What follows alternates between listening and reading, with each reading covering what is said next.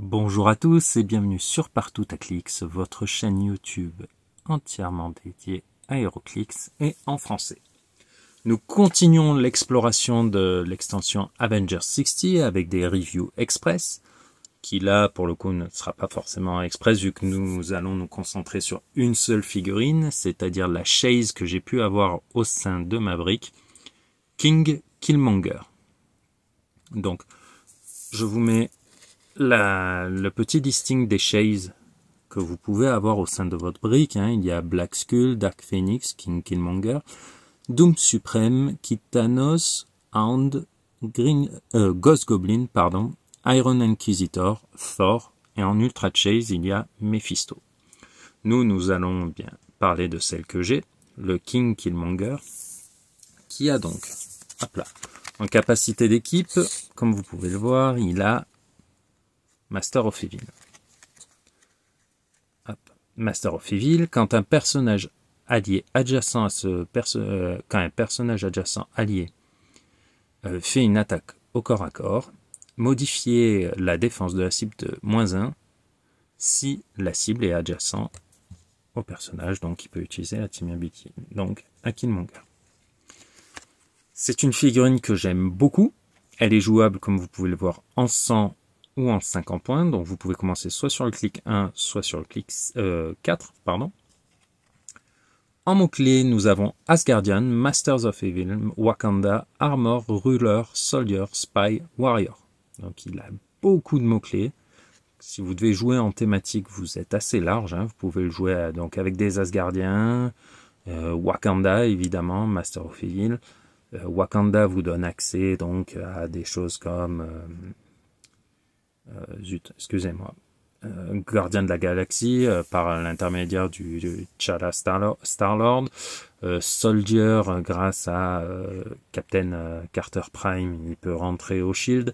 Donc voilà, vous avez pas mal de possibilités pour le jouer en thématique. Il a un trait, premier trait, Multiversal Master of Evil. Free, donc action gratuite. Si Killmonger a commencé votre tour sur la map, remplacez-le avec un autre personnage qui a ce trait sur le même click number, sur le même numéro de clic. C'est-à-dire, là, clairement, imaginons votre Killmonger a pris des dégâts, il est sur le clic numéro, je vais essayer de rapprocher que ça reste net. Alors, attendez, je ne veux pas créer de confusion, je vais le mettre sur le clic 4. Vous voyez le petit 4 au-dessus de la valeur de dégâts, ça c'est son numéro de clic, que l'on retrouve, ici. Clic 4.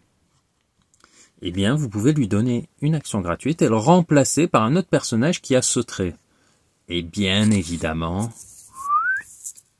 chaque Chase de l'extension, les 9 là, possède ce trait. Donc vous allez pouvoir remplacer en fonction des besoins et de ce que vous souhaitez faire, votre personnage par un de ceux qui se trouvent ici. Sachant que le personnage vient de votre sideline, vous êtes limité en nombre de personnages, donc il faudra choisir. Mais voilà, il y a de quoi se faire bien plaisir. C'est une action gratuite, donc vous ne pourrez pas l'utiliser au cours d'une autre action, mais si vous le souhaitez, imaginons vous êtes effectivement sur ce clic 4, vous êtes avec votre King Killmonger, vous allez faire une action gratuite, Sidestep, le pouvoir de déplacement rose, vous bougez de 2 cases, c'est ce que vous permet de faire Sidestep, et après, vous lui donnez une autre Free Action pour le remplacer. Ça vous permet de placer, par exemple, quelqu'un dont vous aurez besoin, par exemple, de Hound pour faire des attaques au corps à corps assez importantes.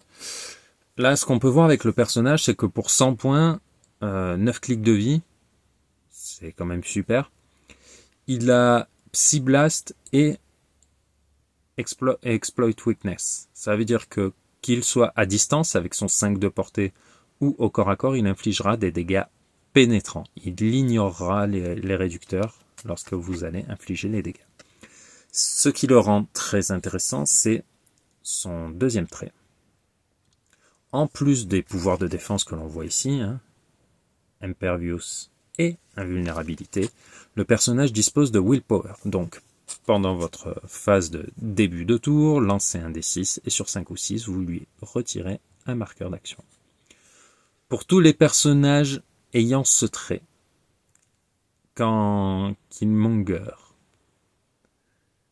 ou et un ou plusieurs personnages adjacents alliés vont être touchés par un personnage équipé, lancez un D6.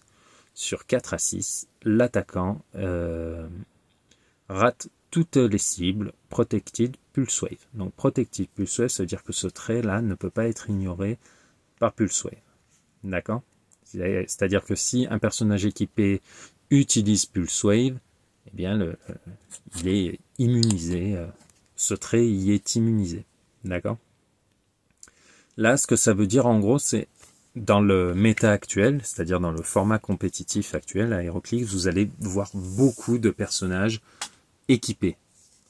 Que ce soit d'anneaux de Green Lantern, de le Darkhold, des boucliers de Captain America, de Captain Carter, de l'US Agent. Bref, beaucoup d'équipements.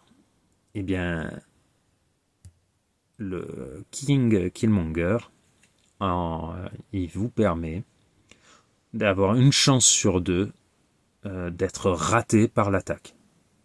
Si vous faites un G2D 4 à 6. Raté par l'attaque d'un personnage évidemment qui est équipé. Donc ça peut être voilà, une chance sur 2 de ne pas prendre de dégâts. Voilà, c'est quand même fort. Et surtout que c'est pour lui et pour les personnages adjacents. Donc moi je trouve ça plutôt pas mal, même si c'est voilà, pour une attaque. Donc ouais, c'est vraiment très très fort. Il a une portée de 5 avec 2 éclairs, donc ça c'est pas mal. On peut voir qu'il a un pouvoir blanc hop en déplacement, qui cumule en fait 3 pouvoirs standards, charge, running shot, side step. Donc ce qui est intéressant, c'est que charge est compatible avec exploiter faiblesse, running shot est compatible avec Psy Blast, et vous avez donc ici accès à du mouvement et attaque, dégâts pénétrants. Et vous pouvez en plus vous replacer ou gratter 2 cases grâce à Sidestep. Plus tard dans le dial, il dispose d'un pouvoir blanc d'attaque qui lui donne Blade Close Fangs, l'équivalent du pouvoir standard d'attaque rouge, Precision Strike, le pouvoir standard d'attaque rose, Steel Energy, pouvoir standard d'attaque noir, Giant Reach 2. Cela fait de cette figurine une vraie bête de corps à corps, puisque lorsque vous vous retrouvez sur les clics où il a ce fameux pouvoir d'attaque, il dispose de lame griffe-croc, les dégâts ne peuvent pas être réduits en dessous de 1, et il va se soigner d'un clic à la fin de l'action quand il inflige des dégâts. Avec en plus un Giant Reach 2, cela veut dire que les personnages à 2 cases vont être considérés comme étant adjacents. Donc vous pourrez faire votre lame griffe-croc, vous pourrez faire votre style énergie. Il dispose en plus d'Outwit sur les 4 derniers clics. Je vous ai déjà parlé de ce pouvoir, c'est un des pouvoirs les plus importants du jeu, puisqu'il vous permet d'empêcher un adversaire d'utiliser un pouvoir standard. Donc cela veut dire que cette figurine, elle a le potentiel pour infliger des dégâts à n'importe quelle figurine tout le temps. Je m'explique. La meilleure réduction que vous allez pouvoir avoir à HeroClix, c'est 2, que ce soit avec Impervious, Invincible ou Invulnérabilité. Impervious vous permet de réduire les dégâts à 0 si vous faites un jet de dés sur 5 ou 6. Les dégâts pénétrants, qui sont infligés soit par Psy Blast, soit par Exploit Weakness, vont ignorer les réducteurs. Donc ils vont ignorer Impervious, ils vont ignorer Invulnérabilité, ils vont ignorer Toughness. Et le fait qu'il ait une valeur de dégâts de 3 fait que même si Invincible réduit les dégâts pénétrants, il mettra quand même un dégât. Nous passons ensuite sur les 4 derniers clics où il perd effectivement les dégâts pénétrants. Là, il n'a plus la possibilité d'infliger des dégâts pénétrants. mais il va avoir Outwit qui va lui permettre d'empêcher un adversaire d'utiliser un pouvoir de défense, ce qui est fortement appréciable. On va parler un petit peu de la sculpture en elle-même. Alors, c'est très très rouge, hein. C'est la figurine, elle est massive. Enfin, elle est massive. On va prendre une petite comparaison, parce que pour moi, on a quand même j'ai envie de dire, oui, c'est Killmonger avec une armure du Destroyer, ce qui explique le mot-clé Wakanda, mais je le voyais quand même un petit peu plus grand. Vous voyez face au Captain America commun de Avenger Forever, il fait pitchoun. Alors il a du pec, lui c'est pas le jour des jambes, hein, il y va à la salle, il travaille bien le dos et les triceps également. Même les avant-bras, hein, sont bien développés, mais s'il faut se dire qu'à l'intérieur il y a un gars en armure, voilà, ça fait petit. Il est bien moulé, on va dire. Donc voilà. Et pour une chaise, alors je vais essayer de vous, hop là, faire un petit comparatif. Là, on voit les 9 chaises. Ça va être la chaise en termes de sculpture qui va être la moins dynamique, j'ai l'impression. Vous voyez, Kid Thanos, il est rigolo, il est en train de voler. The Hound, il a voilà, une petite position de combat. Black Skull, il a ses tentacules. Dark Phoenix est magnifique avec l'effet bleuté. Doom est toujours classe, donc ça, voilà, il déroge pas. Le Ghost Goblin, voilà, il a ses effets translucides. L'Iron Inquisitor a une position assez dynamique. Le Killmonger est quand même assez, assez neutre dans sa position. Et alors, à la caméra, ça se voit pas trop, mais on voit bien les parties dorées sur la carte, qui a une modélisation 3D de la figurine. Sur la figurine en elle-même, c'est très discret. Je ne sais pas si vous voyez les traits dorés et les petits points au niveau des épaules. C'est léger, c'est discret.